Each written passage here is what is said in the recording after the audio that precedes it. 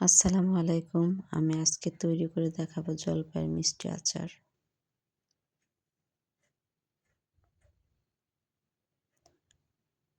তার জন্য আমি ২ কেজি পরিমাণ জলপাই নিয়েছি। ধুয়ে চুলায় সেদ্ধর জন্য বসিয়ে দিয়েছি। সেদ্ধ করা শেষ। এখন আমি এগুলো মথে নিয়েছি। ১ কেজিরও বেশি চিনি নিয়েছি। ১ চা চামচ হলুদের গুঁড়ো, ১ চা চামচ মরিচের গুঁড়ো এবং স্বাদমতো লবণ।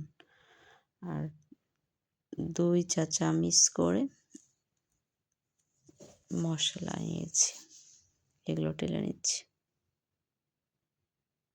পাঁচফোড়ন মসলা।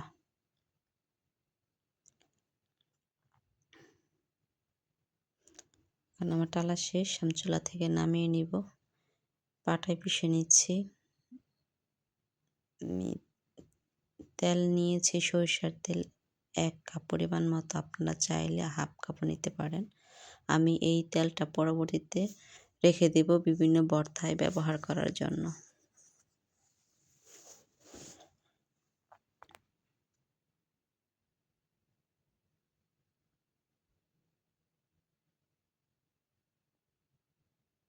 চুলা নেড়ে চেড়ে দিচ্ছি এবং তার সাথে দিয়ে দিচ্ছি আমার সকল মসলা, হলুদ, লবণ, মরিচের গুঁড়া এবং পাঁচফোড়ন গুঁড়ো।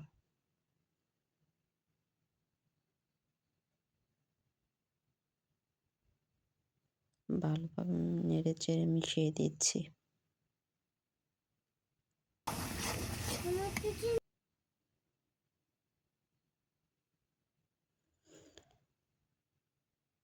এই পর্যায়ে চিনি দিয়ে দিচ্ছি। চিনি দেওয়ার সাথে এগুলো খুব ভালো করে ঘন ঘন নাড়তে হবে, নয় কড়াইয়ের তলার মধ্যে লেগে যাবে।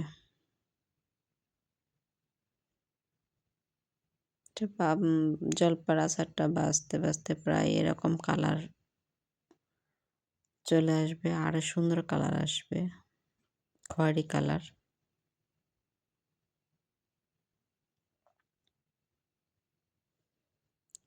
এই পর্যায়ে চুলা থেকে নামিয়ে নিয়েছি ঠান্ডা হওয়ার জন্য। এখন ঠান্ডা হয়ে গেছে। এগুলো থেকে আমি অতিরিক্ত বিচিগুলো ছাড়িয়ে নিব এবং ১টা ২টো বিচি ভিতরে দিয়ে আমি এগুলো বলের মতো করে নিব।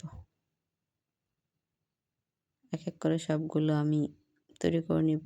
আর আমার কড়াইয়ের তলায় অতিরিক্ত তেলগুলো আমি রেখে দিব। শেষ আমার সবগুলো তৈরি করা।